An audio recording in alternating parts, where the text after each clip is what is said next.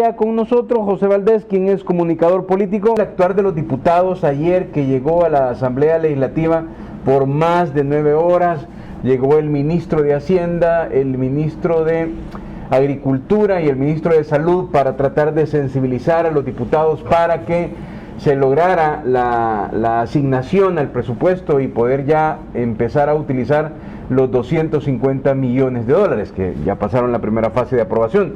Pero a este día, a esta hora, no ocurrió eso. ¿Tú cómo viste todo eso que pasó? Pues de hecho, un circo romano el que vimos el día de ayer, igual al que vimos en las interpelaciones de los ministros en ocasiones anteriores, únicamente pretextos para poder llevar al Ejecutivo a la cancha de la Asamblea Legislativa y poder discutir cosas innecesarias, pues. O sea, los diputados se quieren atribuir lo que vimos en las imágenes del WhatsApp de Parker. Ellos quieren funcionar como la Corte de Cuentas. Entonces, si ellos quieren auditar lo que se va a utilizar con ese dinero, o sea, el Ejecutivo tiene, sí, llegar y decirles, mire, vamos a utilizar el dinero para esto, pero quien se va a encargar de auditar, si realmente así fue, es la Corte de Cuentas. Sí. Si se hizo un mal uso de los fondos, pues la Corte de Cuentas va a emitir dictamen y pues va a haber algún tipo de sentencia y va a haber penalidad al respecto. Pero la verdad es que los diputados simplemente llegan a hacer perder el tiempo al Ejecutivo. Pero no es incluso al Ejecutivo, sino que es al pueblo salvadoreño. Ya se les explicó una y otra vez. Y ese fue el motivo por el que la vez anterior el ministro de Hacienda se levantó y no continuó, porque sabía que a pesar de que les estaban dando las razones válidas para utilizar el dinero, se los explicaban una y otra vez y ellos continuaban haciendo preguntas redundando en el tema. Eso únicamente es un bloqueo. Es una forma en la que, ok, sigo la ley, sigo el proceso, pero lo entrampo. Entonces, lo que hablábamos la vez anterior, no hay voluntad política de querer hacer el bien para poder trabajar por los salvadoreños. Eso es lo que vimos, de hecho, ayer, y creo que la población salvadoreña se está dando cuenta. Cree que no ha habido ningún otro gobierno en la historia del país en la que la conciencia colectiva se ha despertado más. Ahora incluso sabemos más de la Constitución, sabemos más de nuestros derechos, sabemos más de nuestras obligaciones como ciudadanos salvadoreños, porque nos interesa lo que está haciendo el presidente y por eso nos interesa involucrarnos de hecho en la realidad nacional. Creo que pocas veces recordarás tú cómo la gente seguía, bueno, ver el canal legislativo era... Sí, o sea, era muy poca gente, ¿eh? Me quiero dormir, pongo el canal legislativo, empiezan a hablar uno, dos y pues me duermo. Ahora no, ahora la gente está muy pendiente de todo lo que está sucediendo dentro de la Asamblea Legislativa, porque sabemos que cuando el Ejecutivo llega es porque necesita que ellos pues hagan eso, legislen a favor de la población salvadoreña. Lo que vimos ayer simple y sencillamente fue un acto más de los diputados en contra del pueblo salvadoreño. Pero el dinero ya está ahí. Le escuché yo decir al ministro de Hacienda que el dinero estaba congelado ya. Exacto. En el Banco Central de Reserva, que no se puede utilizar precisamente porque hay que respetar eso. Pero y entonces, ¿qué puede esperar uno? ¿Qué debe de esperar uno? Hacer la denuncia como lo estás haciendo tú para que la gente haga su propia lectura. Fíjate que es complicado y el actor político más importante del país es la población y eso los diputados lo saben. Sí. Lo que sucedió ayer, un revuelo completo en redes sociales respecto a la situación que se dio entre Parker y el chat que tenía en WhatsApp con un magistrado de la Corte de Cuentas, eso le va a llevar un rédito político negativo obviamente a los diputados, porque todo el mundo sabe, bueno, y de hecho incluso en redes comentábamos la otra vez, hay una foto donde está Parker bueno, está Jorge Velado, el expresidente de Arena, en la boda de la hija de Parker. Entonces todo el mundo sabe, y quienes vivieron el PDC de su tiempo saben que ahora Arena, el PDC y el PCN son una sola fracción. Lo vimos, bueno, ahí en la campaña con Calleja. Sí. Entonces realmente es complicado para ellos al final del día deberse o a los financistas o deberse a quien al final del día vota por ellos. Pero al final el afectado es el salvadoreño, ¿no? Al final el afectado es el salvadoreño, eso no lo podemos negar. Dice el presidente Bukele: el magistrado Roberto Ansora, Rodolfo Parker y Arnoldo Marín cometieron el delito al compartir información confidencial de auditorías en proceso para fines políticos.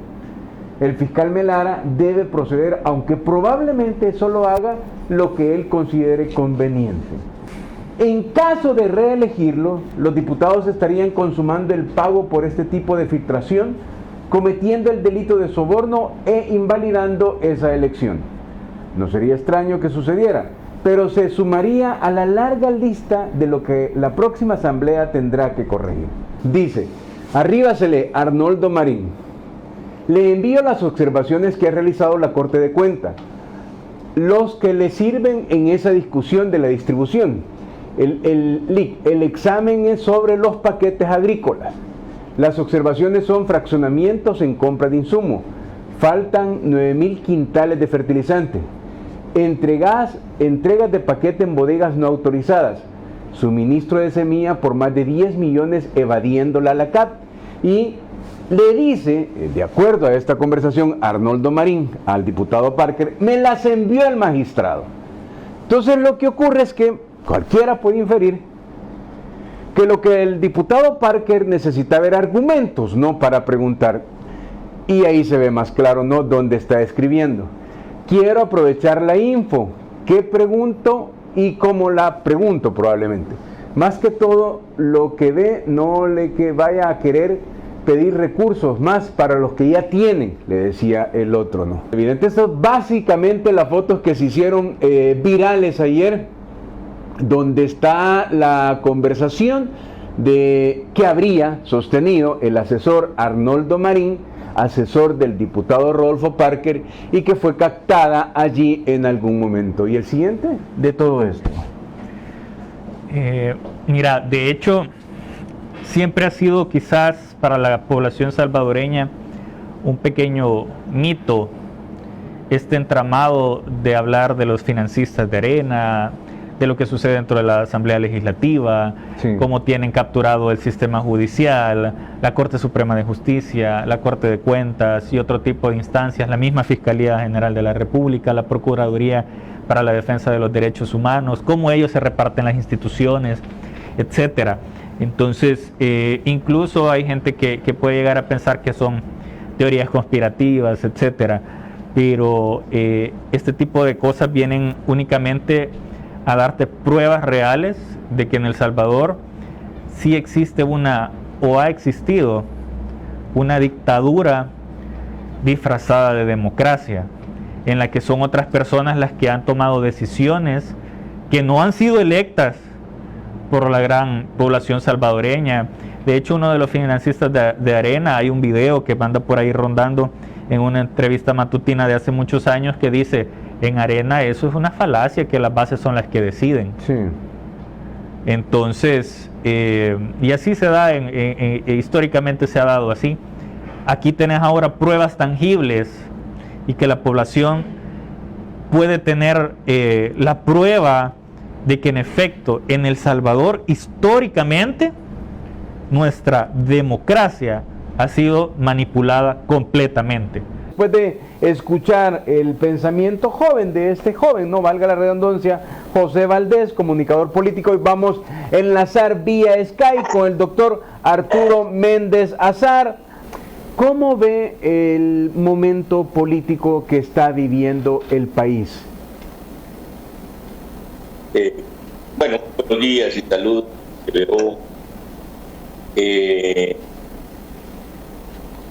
Especialmente a Will, que acaba de pasar pues de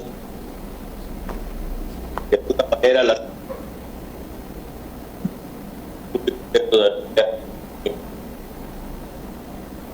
en realidad de alguna manera satisfecho, porque creo que lo que previmos para 1983 en nuestra acción, en nuestro sistema político, está funcionando, ¿no? Está funcionando la democracia, y estas inquietudes que a veces desesperamos un poco, hay que entender que es normal un sistema democrático. en donde los problemas de democracia deben de resolver. Sí.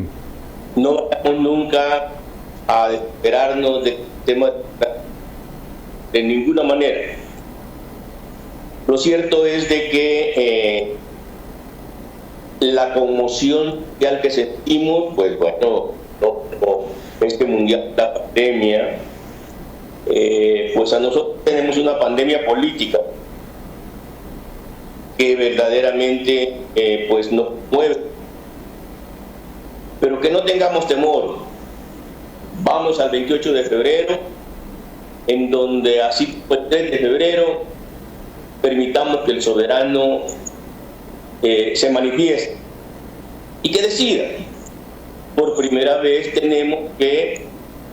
nos estamos dando cuenta que manda en El Salvador es el soberano, es el pueblo salvadoreño, y precisamente los sectores tradicionales que han ejercido el poder real están un poco confundidos porque tuvieron un verdadero problema cuando el pueblo, cansado de este tema, decidió por una alternativa que le guste quien le guste. Es el joven Nayib Bukele, un joven que está demostrando que viene con un diferente y que pareciera ser que el pueblo ya lo sigue definiendo. Y el 28 de febrero cambiarán las cosas. Precisamente cambiarán las cosas en la orientación sobre todo lo que escribí en Facebook y en Twitter para tener la oportunidad de refundar nuestro país. Doctor, usted... Ya mi generación estamos de salida. Mi sincero pésame a todos mis colegas que en este semestre pero ya entiendo que cumplió con su deber, y lo único que podemos, Nerdo, es tratar de aportar nuestra experiencia a la nueva generación de salvadoreños que tiene todo el derecho de escribir su propia historia y su propio destino el 20 de febrero. Nos impuso el sistema neoliberal a través de un andamiaje jurídico económico inectocrático, oclocrático y cleptocrático de corrupción e impunidad. Sabe que todo cambiará y se resiste al cambio, pues lo más grave es que no tienen un plan B, y agrava con diputados y magistrados corruptos e impunes que ya no les sirven de nada. Desarróllame esta tesis, doctor, por favor. Es que lo que sucede es de que, como decía Mercedes Sosa, ¿no?, todo cambia. Esa canción se la cantó a Pinochet. Okay. Todo cambia. Y en política uno debe de saber cuándo las cosas sí de veras cambiar. 1990 yo todavía estaba en política y lamentablemente fui desplazado de este partido político. Me incorporé a otro en el que me equivoqué porque me saquieron de puentes disfrazados de revolucionarios, y que precisamente la historia del país que vivimos han puesto en evidencia, porque prácticamente era un proyecto que era de esa manera. Se desarrollaron los acontecimientos. Precisamente en Twitter utilizando la teoría evolutiva de Platón Sócrates, de cómo las sociedades son dinámicas. De una monarquía pasan a una tiranía, la tiranía pasa a un dictador, el dictador pasa, la gente se cansa y le impone el sistema democrático, como sucedió ¿De quién es la Sala de lo Constitucional? Antes de solo terminar respecto de la Fuerza Armada, con por favor, reflexión en el sentido de que siendo nuestro Estado de Derecho una organización a base de normas jurídicas, es necesario entender que hay un momento en que hay que ejercer el poder coactivo, y para eso debe ser la Fuerza Armada. Una reforma constitucional que vamos a proponer en su oportunidad es precisamente redefinir el papel de la Fuerza Armada, que no nos dejaron hacerlo en 1983, precisamente por el conflicto a que íbamos. Y no tocamos la Fuerza Armada, pero sí Cristiani ordenó destruirla en las reformas de 1994. Hoy hay que retomar el papel de la Fuerza Armada, porque no debemos olvidar una cosa que dentro de todo Estado de Derecho es necesario para que exista como tal. El Estado de Derecho necesita una comunidad jurídica poderosa, que no esté al servicio de nadie, sino que solo de la justicia.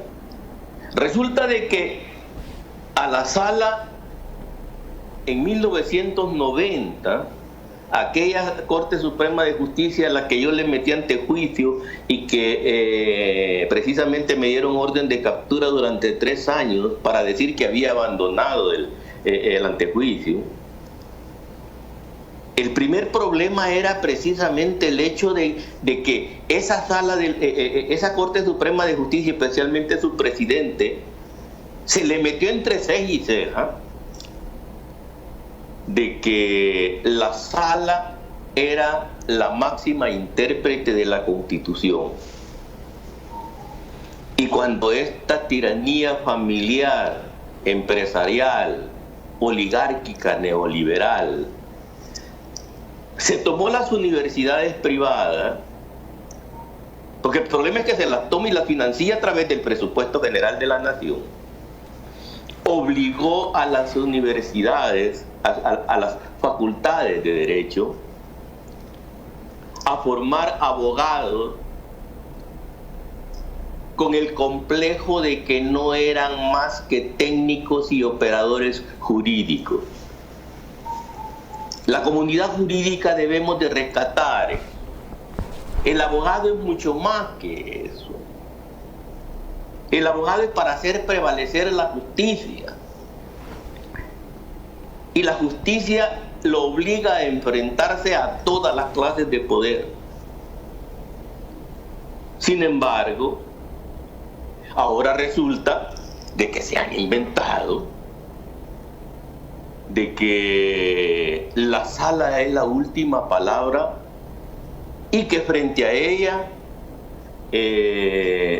ya no se puede hacer nada. Mentira. Eso es falso de falsedad absoluta. Hay un libro que se titula ¿Quién juzga a los juzgadores? Bueno, ¿y quién juzga pues todos los errores jurídicos que está cometiendo la Sala? Yo, con mucho cariño y aprecio que les tengo a los magistrados, porque aunque a ellos no les guste, son mis colegas y yo soy colega de ellos, los invito a que lean el artículo 3 del Código Civil. El problema es que el Código Civil es tan grande y es una legislación de principios del siglo pasado, que el artículo 3 allí dice quién interpreta la Constitución. Allí dice el procedimiento que debe de seguir. Las universidades han enajenado a las nuevas generaciones de abogados para ponerlas al servicio de la tiranía oligárquica, familiar, empresarial, neoliberal. O sea que el Código de Salud le da las herramientas al gobierno para proteger la salud de los salvadoreños.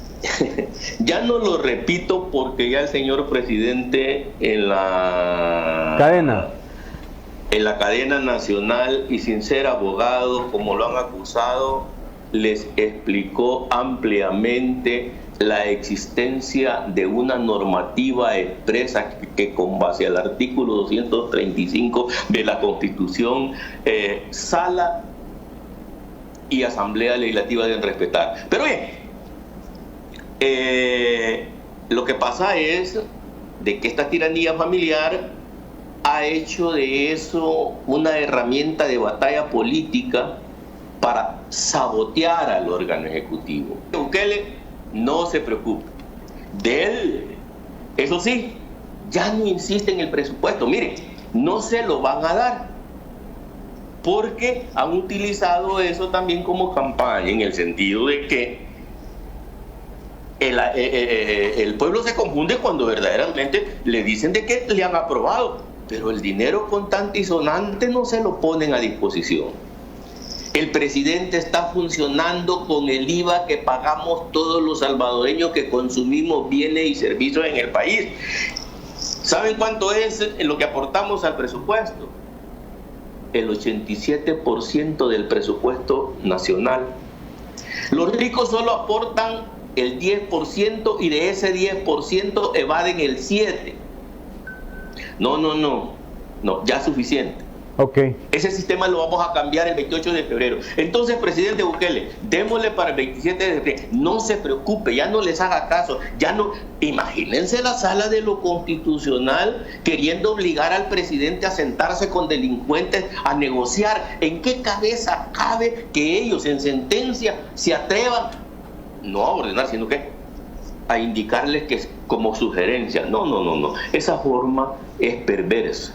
Así no se gobierna un país, así no se ejerce actos de autoridad. De tal manera de que, resumiendo, olviden, trabaje con el dinero que tiene y prepárese, porque el presupuesto general de la nación del 2021 no se lo van a aprobar. Entonces prepárese, porque va a tener que funcionar precisamente con el presupuesto del 2020, porque así lo ordenamos en la Constitución, porque nos imaginábamos todo este tipo de problemas. Okay. De tal manera de que las cosas están claras. El pueblo soberano debe de entender de que seguimos.